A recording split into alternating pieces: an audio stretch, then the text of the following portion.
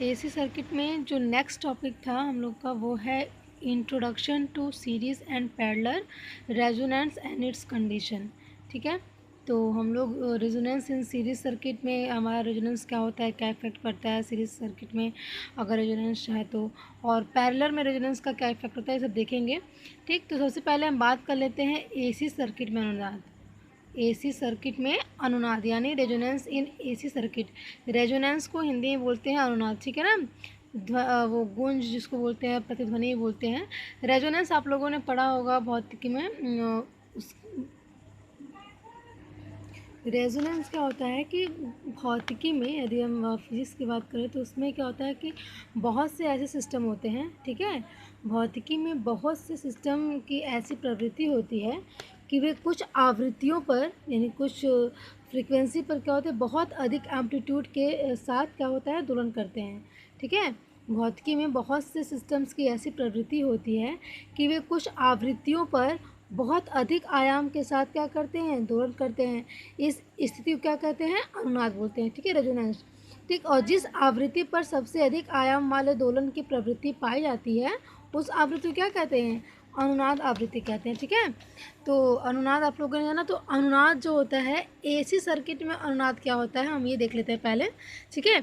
AC circuit में अनुनाद यानी रेजोनेंस इन एसी सर्किट क्या होता है, किसी विद्युत परिपथ में जब संपूर्ण प्रतिघात का मान, ठीक है, रिएक्टेंस की बात हो रही है, किसी विद्युत परिपथ में जब संपूर्ण प्रतिघात का मान शून्य हो जाता है तब परिपथ में विद्युत अनुनाद की स्थिति उत्पन्न होती है। यानी एसी सर्किट में अगर हम रेजोनेंस की बात करें तो रेजोनेंस कब उत्पन्न होगा, जब किसी भी सर्किट का, किसी एसी सर्किट में अगर किसी भी एसी सर्किट का जो विद्युत परिपथ है यानी विद्युत परिपथ में जब संपूर्ण रिएक्टेंस का मान क्या हो जाता है, शून्य हो जाता है, तब परिपथ में जो होता है विद्युत अनुनाद की स्थिति उत्पन्न होती है। और इस स्थिति में परिपथ का पावर फैक्टर क्या होता है, इकाई हो जाता है, ठीक है। इस स्थिति में परिपथ का पावर फैक्टर इकाई हो जाता है और धारा और वोल्टेज अपने अधिकतम मान को प्राप्त होते हैं, ठीक है। तो ये है आप लोग का एसी सर्किट में अनुनाद। ठीक, एसी सर्किट में अनुनाद क्या होता है आप लोगों ने जाना, तो इसके बारे में देख लेते हैं। इसका जो सर्किट होता है एसी सर्किट में अनुनाद, इसको इसी सर्किट में टू टाइप्स को देखेंगे, यानी कि रेजोनेंस इन सीरीज सर्किट में और रेजोनेंस इन पैरेलल सर्किट में। सबसे पहले हम बात कर लेते हैं रेजोनेंस इन सीरीज सर्किट, ठीक है।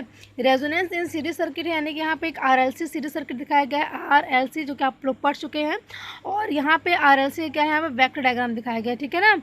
आर का ये है, एल का ये है और सी का ये वेक्टर डायग्राम है, ठीक है। इस आप लोग भली बात जानते हैं अच्छे से।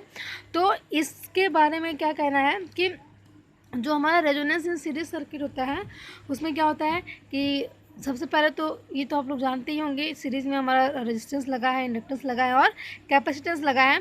ये क्या है, एक्सल क्या है, इसका प्रतिघात है, ठीक है। प्रेरकीय प्रतिघात यानी कि जो इंडक्टिव रिएक्टेंस जिसको बोलते हैं, एक्सल यहाँ पे क्या है, इंडक्टिव रिएक्टेंस यानी प्रेरणीय प्रतिघात जिसको बोलते हैं, और एक्सी क्या है, कैपेसिटिव रिएक्टेंस, ठीक है ना। तो अभी एसी सर्किट में जो अनुनाद की बात हो रही थी वो वही हो रही थी ना कि किसी विद्युत परिपथ में जब संपूर्ण प्रतिघात का मान क्या होता है, शून्य होता है। यानी कि इस सर्किट में जो संपूर्ण प्रतिघात है, प्रतिघात केवल एल और सी का होगा, आर का तो होगा नहीं।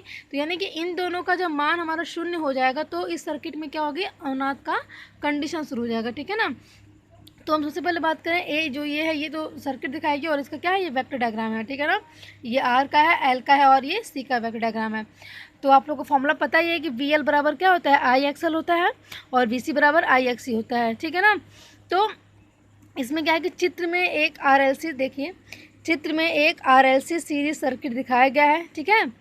यहाँ पे चित्र में एक आरएलसी सीरीज सर्किट दिखाया गया है तथा इस परिपथ में विद्युत अनुनाद की स्थिति, ठीक है, इसमें आरएलसी सीरीज सर्किट दिखाया गया है, ठीक है, तथा इस परिपथ में विद्युत अनुनाद की स्थिति तब उत्पन्न होगी जब परिपथ का संपूर्ण प्रतिघात क्या हो जाएगा, जीरो हो जाएगा।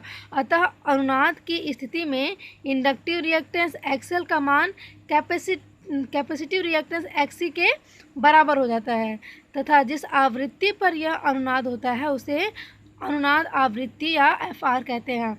अतः अनुनाद की स्थिति में क्या हो जाएगा, देखिए ये बताया गया अभी आप लोगों को।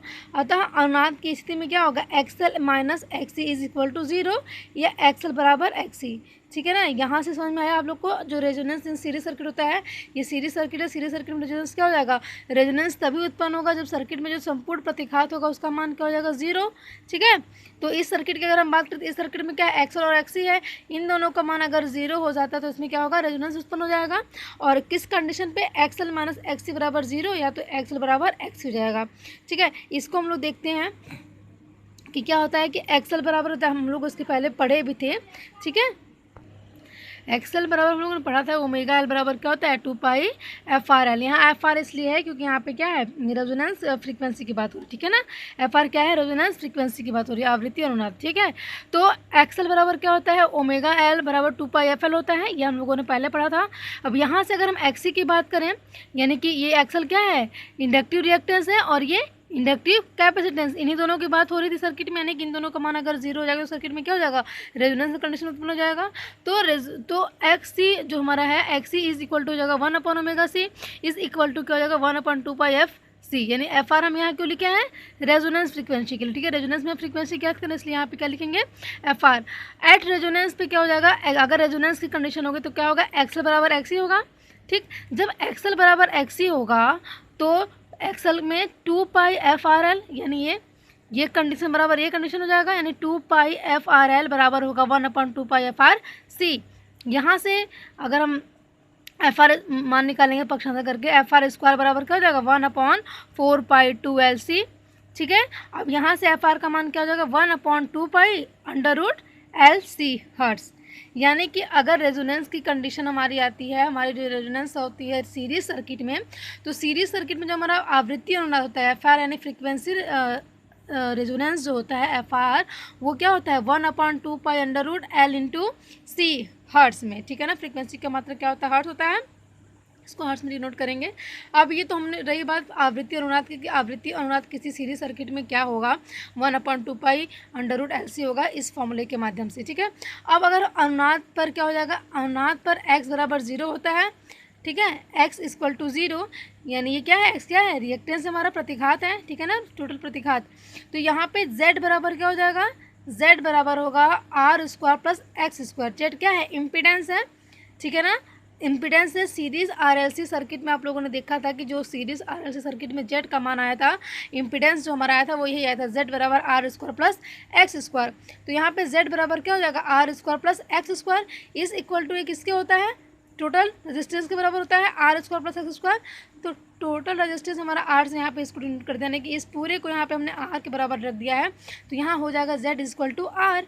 तो धारा के फॉर्म में अगर हम देखें, इसकी बात करें, ये तो अनुनाद पे हमारा इम्पीडेंस बराबर क्या होगा, प्रतिरोध हो गया। ठीक है ना, प्रतिरोधी तो होता है जो हमारे एलसी जो इंडक्टेंस होता है, कैपेसिटेंस होता है, और जो हमने आरएलसी सीरीज सर्किट पढ़ा था और आरएल सीरीज सर्किट पढ़ा था, एलसी सीरीज सर्किट पढ़ा था, तो उसमें जो हमारा जेड आया था, जेड क्या था, वहाँ पे इम्पीडेंस था। जो हमारा नॉर्मली रेजिस्टेंस में प्रतिरोध का काम कर रहा होता है आर, वहाँ सीरीज जो हमारा इंडक्टेंस होता है, कैपेसिटेंस होता है, उसमें जो हमारा एसी में अगर हम बात करें, एसी सर्किट में ये वहाँ पे जो प्रतिरोध काम करता है वो क्या कम करता है, इम्पीडेंस करता है। तो यानी इम्पीडेंस बराबर हम यहाँ पे प्रतिरोध यानी जेड इक्वल टू आर लिख सकते हैं इसके फॉर्म के अनुसार। यानी आरएलसी सीरीज सर्किट में हमने जेड बराबर R square plus X square को यहाँ प्रूफ किया था, इसलिए यहाँ पे हो जाएगा हमारा जेड बराबर आर। ठीक है, धारा के फॉर्म में अगर देखें, धारा बराबर क्या होता है, I equal to V upon Z, यानी वी अपॉन आर को क्या लिख सकते हैं, वी अपॉन जेड बराबर वी अपॉन आर मैक्सिमम पे। ठीक है ना, एवं पावर फैक्टर की अगर हम बात करें तो पावर फैक्टर क्या होता है हमारा, कॉस फाई होता है, cos phi is equal to क्या होता है, आर अपॉन जेड। ठीक है, इज इक्वल टू क्या हो जाएगा, आर अपॉन आर। जेड बराबर क्या है, यहाँ पे आर है, तो आर अपॉन आर बराबर 1 हो जाएगा, यानी कॉस फाई का मान क्या हुआ, 1 हुआ ना यहाँ पे, यानी यूनिटी पावर फैक्टर हमको मिल गई। तो अगर हम अतः अनुनाद की स्थिति में क्या क्या हमें मिलता है देख लीजिए। अतः अनुनाद की स्थिति में परिपथ का कुल प्रतिघात 0 हो जाता है, अर्थात XL is equal to XC हो जाता है, तथा जिस आवृत्ति पर अनुनाद होता है उसे अनुनाद आवृत्ति या एफआर कहते हैं। ठीक है, अनुनाद की स्थिति में परिपथ की प्रतिबाधा जेड प्रतिरोध आर के बराबर हो जाती है, फलस्वरूप परिपथ में अधिकतम धारा प्रवाहित होती है। अनुनाद पर परिपथ का शक्ति गुणक कॉस फाई इकाई हो जाता है एवं परिपथ एक डीसी सर्किट की भांति कार्य करने लगता है। ठीक है, तो ये रहा आप लोग का जो एसी सर्किट में अनुनाद और रेजोनेंस इन सीरीज सर्किट। ये आप लोगों ने देखा इसमें किस प्रकार से हमारा जो संपूर्ण प्रतिघात 0 हो रहा है, ये भी हमने जाना। अब यहाँ से हम फ्रीक्वेंसी यानी आवृत्ति अनुनाद, फ्रीक्वेंसी रेजोनेंस का भी मान हम लोगों ने यहाँ से निकाल लिया, ठीक है। इस फॉर्मूले के सहायता से फ्रीक्वेंसी रेजोनेंस का मान निकालें। फिर अनुनाद तो हमारा Z बराबर R कैसा है ये हम लोगों ने देखा। पावर फैक्टर 1 कैसा है ये भी हमें पता चल गया। अनुनाद की स्थिति में मतलब कौन कौन से कंडीशन बन सकते हैं इसके बारे में हम लोगों ने बात की, ठीक। तो ये टोटल किसका रहा, एसी सर्किट में अनुनाद के बारे में, ठीक है ना, यानी कि रेजोनेंस इन सीरीज सर्किट की बात रही। और हम अब नेक्स्ट बात करेंगे रेजोनेंस इन पैरेलल सर्किट में, ठीक है ना। ये तो रहा रेजोनेंस इन सीरीज सर्किट में, काफ़ी सिंपल है, इसको एक एक स्टेप करके सॉल्व कीजिएगा और देखिएगा, समझने की कोशिश कीजिएगा। और ऐसे ही इसको हम लिखेंगे भी, जब अगर एग्ज़ाम में पूछता है तो इसी प्रकार से इसको क्या करेंगे, हम सॉल्व कर लेंगे, ठीक है ना। और फॉर्मूले को ध्यान में रखिएगा, फॉर्मूला याद रहेगा तभी आप इसको कर पाएंगे अच्छे से। तो रेजोनेंस इन सीरीज सर्किट हम लोगों ने पढ़ा। अब हम बात करेंगे रेजोनेंस इन पैरेलल सर्किट में, ठीक है ना। चलिए, रेजोनेंस इन पैरेलल सर्किट में जाने से पहले एक चीज़ और देख लेते हैं। यहाँ पे जो हमारे कंडीशंस होते हैं अनुनाद की, इसमें 2-4 कंडीशन और बनेंगे, उसको भी देख लेते हैं और उसके बाद फिर हम लोग बात करेंगे पैरेलल के बारे में, ठीक है। और रेजोनेंस में क्वालिटी फैक्टर भी होता है, उसको भी देख लेंगे, और एक ग्राफ होता है उसको भी देख लेते हैं। तो सीरीज़ का कम्प्लीटली यहाँ पर हो जाएगा। जो हमारी स्थिति थी उसमें नेक्स्ट क्या था कि अनुनाद की स्थिति में धारा तथा वोल्टेज के बीच कोई कलांतर नहीं होता है, ठीक है। अनुनाद की स्थिति में धारा तथा वोल्टेज के बीच कोई कलांतर नहीं होता है, अर्थात दोनों एक ही कला में होते हैं। चूँकि पीरियडिक प्रतिघात का मान 0 हो जाएगा तो रेजिस्टेंस केवल बचेगा। तो रेजिस्टेंस के केस में, प्योरली रेजिस्टेंस के केस में क्या होता है, हमारा फेज डिफरेंस वहाँ पे क्या होता है, 0 होता है। तो वही कंडीशन यहाँ पे अप्लाई हो जाएगा। और पावर फैक्टर पे हमको क्या मिल रहा है, यूनिटी मिल रहा है, इसलिए। और पांचवा क्या है कि अनुनाद पर धारा का मान अधिकतम होने के कारण संधारित्र तथा प्रेरकत्व के एक्रॉस वोल्टेज का मान सप्लाई वोल्टेज से भी अधिक हो जाता है, इसलिए इसे वोल्टता आवर्धन भी कहते हैं, ठीक है ना। वोल्टता आवर्धन भी कहते हैं, इसको हम लोग देखेंगे अभी। नेक्स्ट क्या है इसके बारे में, कंडीशन क्या बनेगी कि यदि परिपथ में से प्रतिरोध को हटा दिया जाए, ठीक है, यदि परिपथ में से प्रतिरोध को हटा दिया जाए तब परिपथ एक शॉर्ट सर्किट की भांति कार्य करने लगेगा, इसलिए इन्हें स्वीकार्य परिपथ भी कहते हैं। कैसे शॉर्ट सर्किट की भांति कार्य करने लगेगा, आप देखिए। अगर हम रेजिस्टेंस को हटा दें, और एक्सल बराबर एक्सी हमारा क्या हो जाता है, एक्सल का मान, और एक्सल और एक्सी जो संपूर्ण प्रतिघात क्या होते हैं, 0 होंगे, तभी यहाँ पे क्या होगा, रेजोनेंस बनेगा। तो अगर यहाँ रेजोनेंस हो गया और हमने रेजिस्टेंस को भी हटा दिया तो टोटल हमारा यहाँ इसका मान 0, ये हट गया, तो ये पूरा शॉर्ट सर्किट तो हो जाएंगे यहाँ पे। तो यही चीज़ यहाँ पे बताया गया है कि जो यदि परिपथ में से प्रतिरोध को हटा दिया जाए तो परिपथ एक शॉर्ट सर्किट की भांति क्या होगा, कार्य करने लग जाएगा, इसलिए इसे स्वीकार्य परिपथ यानी एक्सेप्टर सर्किट भी कहते हैं। नेक्स्ट आवर्धन गुणांक की बात करें हम लोग, ठीक है ना। आवर्धन गुणांक यानी क्वालिटी फैक्टर, क्यू फैक्टर जिसको बोलते हैं, हिंदी में आवर्धन गुणांक बोलते हैं। क्यू फैक्टर क्या होता है, एल और सी के cross voltage upon supply voltage, ठीक है ना। क्वालिटी फैक्टर आवर्धन गुणांक क्या होता है कि एल और सी यानी कि इंडक्टेंस और कैपेसिटेंस के cross voltage upon supply voltage, ठीक है ना। क्या हो जाएगा, Q factor is equal to हो जाएगा आई एक्सएल, ठीक। देखिए एल और सी के अक्रॉस वोल्टेज, ठीक है ना, आई एक्सएल, वी बराबर क्या होता है, आई आर होता है ना, तो यहाँ पे वी बराबर आई इंटू एक्सएल हो जाएगा, ठीक है। यहाँ प्रतिरोध काम क्या कर रहा है, प्रतिघात कर रहा है, एक्सएल कर रहा है, अपॉन क्या हो जाएगा, सप्लाई वोल्टेज क्या होगी, आई इंटू जेड होगी, ठीक है ना, इम्पीडेंस होगा वहाँ पे। तो I into Z is equal to क्या हो जाएगा, आई से आई कट जाएगा यहाँ पे, तो एक्सएल अपॉन जेड हो जाएगा। यहाँ हमने क्या किया है, जेड बराबर आर माना है, आर आया है, मानेंगे नहीं, आर हमारा यहाँ पे आया है, ये जेड बराबर आर होता है, तो XL is equal to Z हो गया, जेड बराबर आर होता है, तो यहाँ पे हम एक्सएल अपॉन जेड हमने लिख दिया यहाँ पे, इसकी इक्वल टू आई से आई कट गया तो जेड इक्वल टू आर हो गया। यहाँ एक्सएल अपॉन आर लिख सकते हैं जेड की जगह पे, ठीक है। यहाँ से अगर हम एक्सएल की बात करें तो एक्सएल का फॉर्मूला होता है 2 पाई एफ आर एल होता है अपॉन आर, रेजोनेंस के केस में है इसलिए यहाँ पे एफ आर लिखा गया, ठीक है ना। और quality factor is equal to क्या हो जाएगा, 2 पाई इंटू, ठीक है, 2 pi into 1 upon 2 pi under root L C into L हो जाएगा, यहाँ से मान रखेंगे तो अपॉन आर, ठीक है ना। और यहाँ से इसको सॉल्व करिएगा तो L upon R under root L into C, quality factor हो जाएगा हमारा 1 upon R under root L upon C, ठीक है। तो क्वालिटी फैक्टर द्वारा अनुनादी परिपथ में यह पता चलता है कि कितना वोल्टेज का आवर्धन हुआ है, ठीक है ना। इस प्रकार से हम क्वालिटी फैक्टर किसी भी इसमें रेजोनेंस में जो हमारा एसी सीरीज सर्किट होगा, ठीक है ना, उसका हम लोग क्वालिटी फैक्टर इस प्रकार से निकालेंगे। और इसके बाद हम बात करते हैं सप्लाई फ्रीक्वेंसी तथा धारा के बीच ग्राफ। ठीक, सप्लाई फ्रीक्वेंसी तथा धारा के बीच ग्राफ की अगर हम बात करें, देखिए यहाँ पे सप्लाई फ्रीक्वेंसी तथा धारा के बीच ग्राफ हमारा है। यहाँ देखिए बैंड विड्थ क्या होती है, यहाँ से हम बैंड विड्थ की बात करेंगे। ये जो हमारा आई मैक्स है ये है ऊपर वाला है, ये नीचे वाला नहीं है, ठीक है ना। इस चीज़ को मत बनाइएगा आप लोग, नीचे वाला जो बनाएगा इसको नहीं। जो मैक्स हमारा मैक्सिमम आई मैक्स मिल रहा है हमको, यहाँ मिल रहा है, ठीक है। ऊपर वाला जो ये है डॉटेड लाइन, ये हमारा आई मैक्स है।